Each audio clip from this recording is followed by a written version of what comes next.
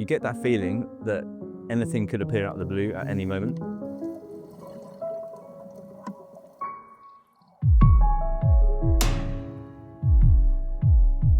It's immersive, you're just constantly surrounded by incredible wildlife and landscape.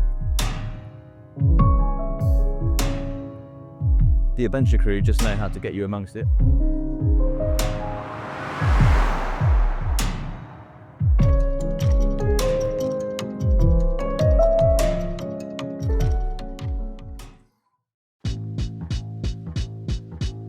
So the trip starts here in San Lucas.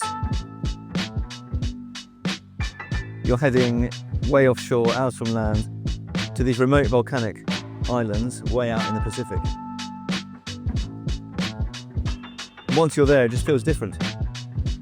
The ocean feels bigger and wilder. After the crossing from San Lucas, arriving in the islands for the first time, you feel like you've really been transported to a different world.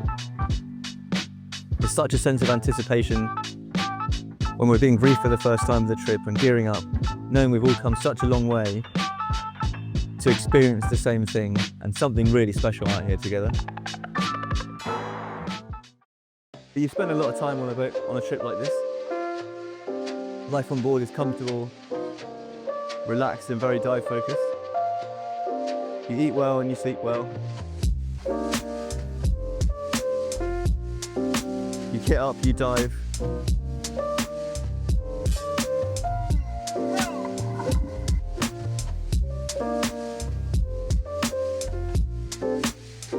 You come back and you eat again.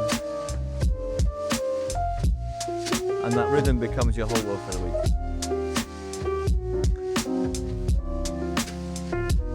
week. There's space to chill and there's space to chat through dives. Space to disappear with a coffee, look at the ocean. Cabins are really comfortable.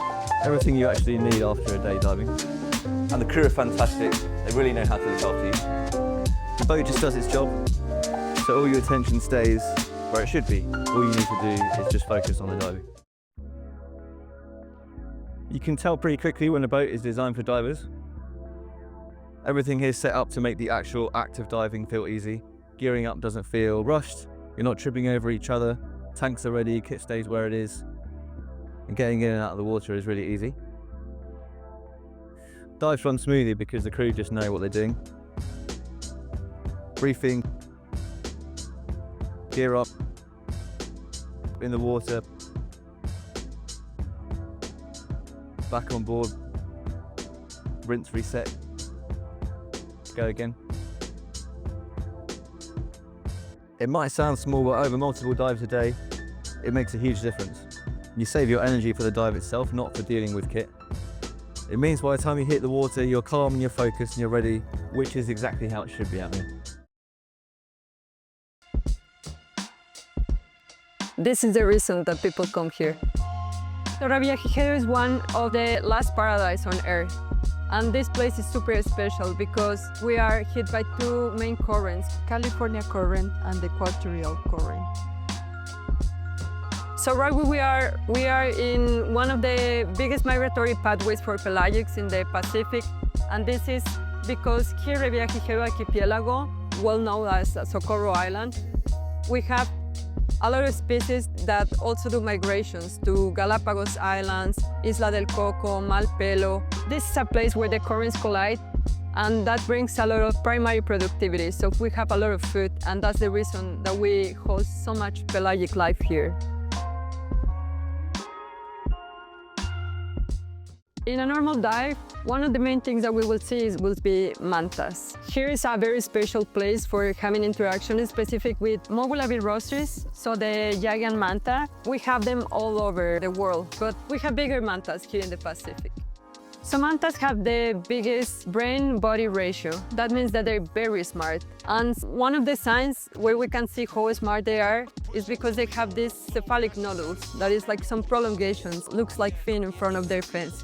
So they biologically use them so they can make a funnel for filtering on all the microalgae. But they actually have more flexibility in these cephalic nodules, so they can make movements outside and inside, or like twist them in, so they can communicate and interact between each other but also when we have the divers in the water, we can interact with them in that way.